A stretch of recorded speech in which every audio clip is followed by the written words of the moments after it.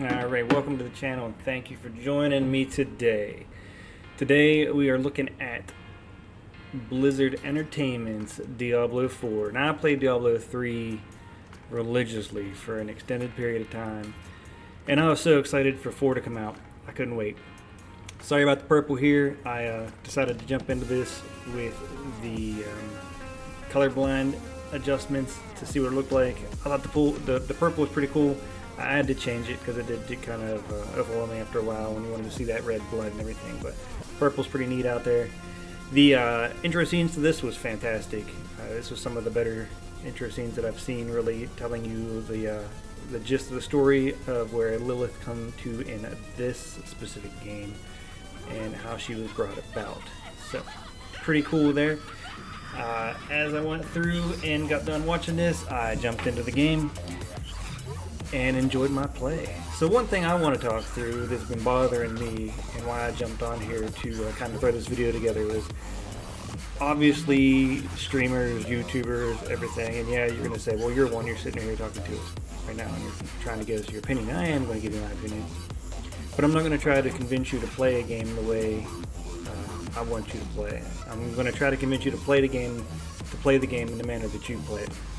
So you put money into this game, whatever you paid, prepaid, paid for it after it dropped, however you look at it, using somebody else's account, whatnot, going through and buying cosmetics, the whole 9 yards. So my hang up on this is you could click on YouTube right now and put in Diablo 4 and you're going to see dozens upon dozens of OP build this, OP build that. And you're going to see the same streamers every other day put a new OP build out there. And obviously they're just trying to get, followers and views and everything like that.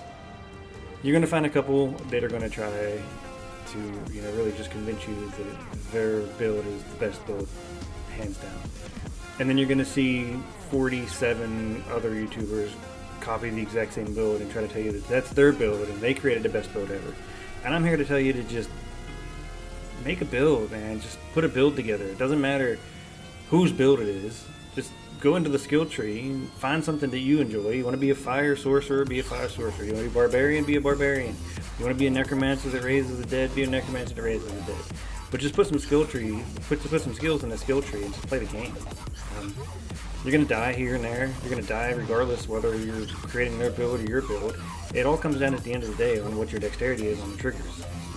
Keyboard, trigger, whatever you're using, is how these fingers work on the buttons to make sure that you're hitting in the right combination. And a couple of these streamers, YouTubers will tell you like how to pop this skill as you go through. But a lot of them will just tell you, here's my build, here's this, there's my skill tree. But you've really got to understand that as you're going into a fight, you have to hit the sequence of your skills in the right manner in order to get your cooldowns to trend the way you need them to trend so you can continuously pop that skill. So, again, you paid for the game, log into the game, build your skill tree the way you want to build your skill tree. It doesn't cost a ton to refund all those skills you put in and just rebuild it again. So one day you want to jump in and be a fire mage, jump in and be a fire mage. One day you want to jump in and be, whatever skills you want to follow, be that skill. If it doesn't work for you, redeem them, play it back out. This game, for me, is pretty awesome in that my goal for myself and what I've challenged myself to do is to hit level 50 before I move beyond kill a shot. And so I believe it's two story missions you have to go through to get to the first city. And then once you're there, you can play the game the way you want it to. So the first two quests, you're pretty much linear. You have to go from point A to point B to point C. You unlock kill a shot, and then you can do what you want. A lot of individuals jump into the game. You can get a horse, I think 35, somewhere around there. There are some individuals out there that say you have to be level 32 before you start playing certain parts of the game. Again, it's a game. Stumble through it, find out how it works for you, what you want to do. So the challenge I gave myself is once I got into that first city was to hit level 50. Once I hit level 50, I'm going to push through the rest of the story. Actually start the story at that point and see how I go through and do the drops. Now, something that I find very intriguing about this game, that I greatly appreciate about this game, is the farmability. So I've always been big into being able to farm games. Borderlands was one of those games that I've played a ton of. The original Diablo I played a ton of.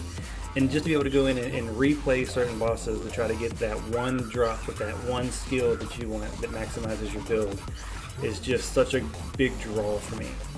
And the more I'm digging into this game and playing this game, the more I'm starting to see that some of these overworld elites, different overworld bosses and whatnot, they actually drop very specific gear and weapons for their battle. And one way that you're really going to see the potential of this is you have to go into the options of the game and toggle on that ability to see the discrepancy in your gear. So once you can see that discrepancy in your gear, as these things drop, you can see the percentage which they can go to. They can roll, 10% increased lightning damage, 14% increased lightning damage. That's just an example. Each gear has something different. Some gears are very specifically geared towards the character you play, the build you play, and the whole 9 yards. But they have the ability to roll higher than the power creep chart that has been going around out there. So the power creep chart shows you the different power levels that you can hit. Some of these specific gear drops from these overworld elites can drop gear that drops slightly higher than that, which gives you kind of that little bit of a power edge. Again, though, looking at it, is they can drop in a vast range of percentage within there. You want to make sure that if you find something you like, you're just going to grind it over and over again until you get that gear that you want or the gear that's suitable. So that's one thing that is very worthwhile looking at. Another thing that is nice about this game is in the overworld environment, you can run into other players, be it friends that you've joined, friends that have joined you, or just randoms that are out running around. So that when you come across some of these orange circles that you'll see on the map right now, you don't have to go at those solo. Now there are several solo builds out there. I'm playing Sorcerer. To me, Sorcerer has always been one of those characters that has a very high probability of being able to build a solo build where we don't have to rely on others to help bump, prop you as you're playing through. But what's nice is that as you're milling about in these worlds and you come across these circles, you might find another player. So here we found another player level 43. I'm only level 30, so it was able to have that potential to assist in that build. What is nice about this game is that level 43 wasn't fighting level 30 characters, and I wasn't fighting level 43 characters. I was fighting my skill level, he's fighting his skill level. Now where that does adjust and change a little bit is if you are actively in a game with a friend and your skill levels are separate, it'll adjust those enemies to be competitive for you. So say I'm a level 20, my friend is a level 30, I might come against level 25 ads where he's going to have probably level 30, 32 ads. So it's going to give you that little bit of ability to gain some more XP. So anytime you can jump into a game with somebody that is a higher level than you, absolutely do so, because it's going to push the ads a little bit higher than your level, which is going to help you level up faster. To level up faster, something that you definitely want to take into consideration is the elixirs. Now early on in the game, elixirs don't do a ton. They do have, skills, there are things associated with them, but in all honesty, they're kind of trash outside of the fact that they give you a 30-minute XP boost, a 5% XP boost for 30 minutes. So just make sure that as you're playing through, pop that elixir, get that extra 5p XP boost, and just make sure that you are interacting with every group of ads that you see on the screen. So if you have that elixir popped and you're running away from ads, you're just passing up XP. I mean, you're in the overworld, nothing in the overworld for the most part is going to be overwhelming to you because it's going to grade out your skill level. So just make sure you're attacking those ads. The other thing is world drops. It's a very slim chance to get a world drop, but you want to, again, ensure that as you're working your way through the maps, that you're demolishing and destroying every piece of, environment that you can interact with, whether it be a trolley, a buggy, a pile of dirt, a mound, a tree, anything like that. Hit it with one of your skills, crumble it. A lot of times you're going to find the health pots and things like that, but every so often you will get that rare, incredibly rare gear drop. It could even be a legendary. So you want to make sure you work through those ones. The sellers. Now, the sellers can be one of those things where, looking at it, you're going to say, oh, this seller is kind of uneventful. I'm going to go down to the cellar and it's one room, I'm not going to get much out of it.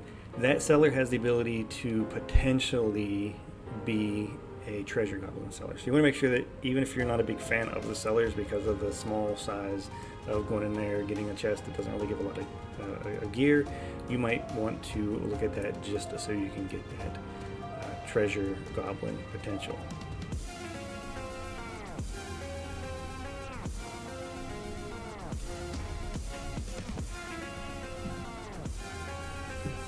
Working through the events, again, my drive in this game is to try to hit 50 before I even get into any more story quests. So my goal on a daily basis is to actively work around the map and looking towards the gold circles. As I see the event circles, I'm going to work my way into them and just interact with every single one of them. If I get lucky and play with somebody, I get lucky and interact with that with somebody else that's going to help me run through it. If not, you just got to kind of play to your character and play smart. Again, build your build the build that you want to build. You might watch some of these YouTubers that are out there, they walk into these events, they push 3 buttons, everything dies. If that's your play style, go find their build and work through it. But you're going to hear the majority of the YouTubers that are saying that this is the best build ever say this is the OP build of the century, but you need this gear, this gear, this gear, it's got to have this roll, this roll, this roll. Oh, you need this gear, you need these gems, and you need this and this. At that point, it's no longer the skill tree build, it's the skill tree and the gear build, and that gear, again, you have to grind for. So to identify what you have to grind for, you have to get out into the game, explore the world, find out what is being dropped. There are different pieces of gear that can drop similar skills to what you're looking for and what they're saying that you need for that build. But my thing is just going to be stop the madness of logging onto YouTube and downloading somebody else's build instantly and coming in here and playing their build. It just doesn't make any sense to me, because the act of playing a game is for enjoyment. It's to log into the game, to separate yourself from your everyday school, work, whatever, and just enjoy the ability to learn and grow through the character that you've built, just to learn through the character. And you die. Sometimes you die. And we'll be back in the next video and see how it goes. But just, man, load it up, play your game. Stop the madness. Stop building everybody else's builds. Build your own.